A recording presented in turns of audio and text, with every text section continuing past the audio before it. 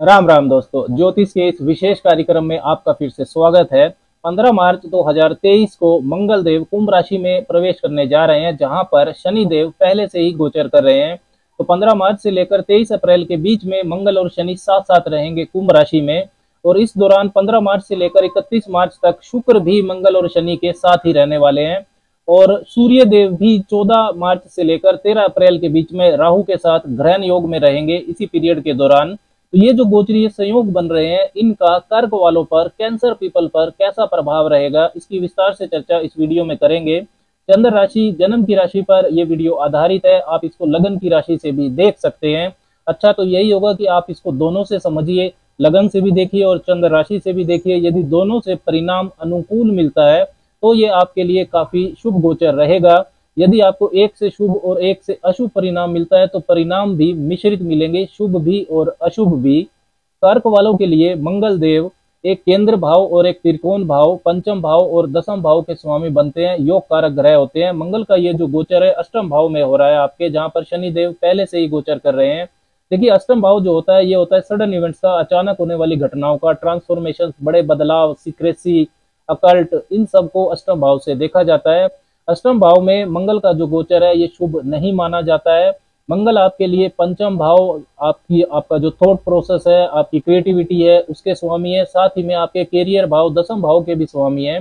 तो मंगल का अष्टम भाव में गोचर करना आपकी सोच, आपके कैरियर में अचानक बड़ा बदलाव ला सकता है। आपका प्रोफाइल चेंज हो सकता है, आपकी ट्रांसफर हो सकती है शुरुआत में। हालांकि क्योंकि मंगल और शुक्र भी एक साथ रहेंगे, तो मंगल जहां आपके त्रिकोण स्थान, लक्ष्मी स्थान, पंचम भाव के स्वामी है और शुक्र लाभ भाव के स्वामी है, तो ये धन योग भी बनता है।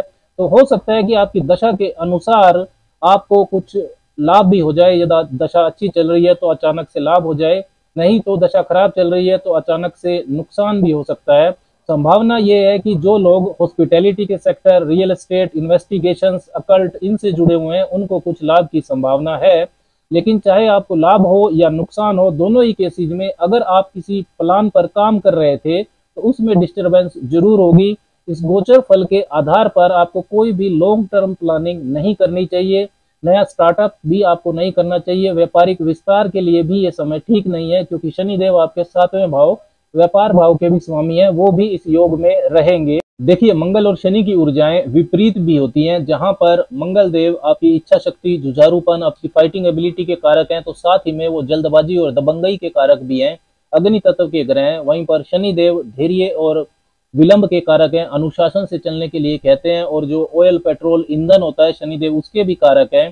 तो ईंधन और अग्नि का ये जो संयोग हो रहा है, ये आपको काफी डिस्ट्रक्टिव, खराब परिणाम भी दे सकता है। यदि आपने अग्नि पर नियंत्रण नहीं किया तो आपको अपने एग्रेशन पर नियंत्रण रखना होगा। साथ ही में किसी भी तरह की स्पेकुलेशन और गैम्बलिंग से आपको दूर रहना है। कोई भी रिस्क जो है अननेसेसरी, वो आपको नहीं लेना है। पहले से यदि आपको पाचन तंत्र, पाइल्स जैसी कोई समस्या है तो वो बढ़ सकती है, उसमें सावधानी रखें। ड्राइविंग भी आपको बहुत सावधानी से करनी है। क्रोध पर नियंत्रण रखें। स्वास्थ्य का काफी ध्यान रखने की जरूरत है। मंगल देव आपके पंचम भाव के स्वामी है और शनि देव 7वें भाव के स्वामी है। दोनों ही भाव रिश्तों के भाव हैं। तो रिलेशनशिप्स में, लव लाइफ में, वैवाहिक जीवन में, संतान से संबंधित या बिजनेस पार्टनरशिप में, इन सब से संबंधित उलझने आपकी बढ़ सकती हैं। इनका आपको ध्यान रखना चाहिए। दूसरे भाव, धन भाव के स्वामी सूर्य भी इस पीरियड के दौरान राहु के साथ ग्रहण योग में रहेंगे, नवम भाव में। तो धन के बड़े लेन देन को लेकर आपको विशेष सावधानी रखनी है। उधार अगर आप नहीं देंगे तो आपके लिए अच्छा रहेगा। अब किन कर्क वालों को मंगल का ये जो गोचर है ये बहुत गहराई से प्रभावित करेगा। जिन कर्क वालों की मंगल, शनि या सूर्य की महादशा, अंतरदशा चल रही है, उनको ये गहराई से प्रभावित करेगा।